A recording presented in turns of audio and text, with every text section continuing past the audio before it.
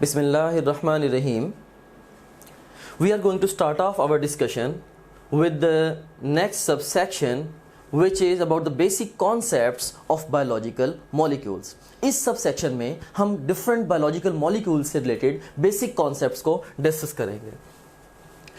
इससे पहले कि हम कन्वेंशनली डिस्कशन के साथ प्रोसीड करें, I would like to ask few questions from you. और again we have got 4 options. A option is water, B option is carbohydrates, C option is proteins and D option is RNA. और command क्या है आपके पास? Choose the single best answer for each statement. मैं काफी सारी statements आपको इन options के लिए दूंगा और आपने हर स्टेटमेंट के लिए पिक करना है कि कौन सा बेस्ट आंसर है। सो हमारे पास पहली स्टेटमेंट है, which of the following is most abundant compound in the human cell?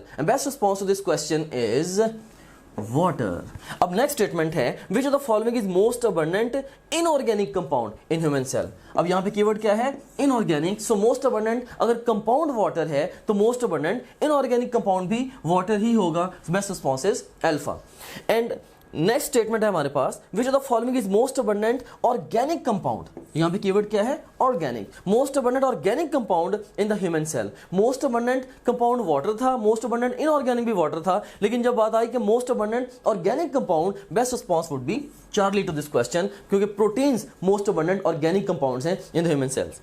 फिर नेक्स्ट स्टेटमेंट है, which of the following is second most abundant compound in human cell? अब यहां पे कंडीशन क्या है? Second most abundant. यहां पे ऑर्गेनिक और इनऑर्गेनिक की कंडीशन नहीं है। So most abundant water, so again second most abundant proteins, लिहाजा मोस्ट अबंडेंट ऑर्गेनिक भी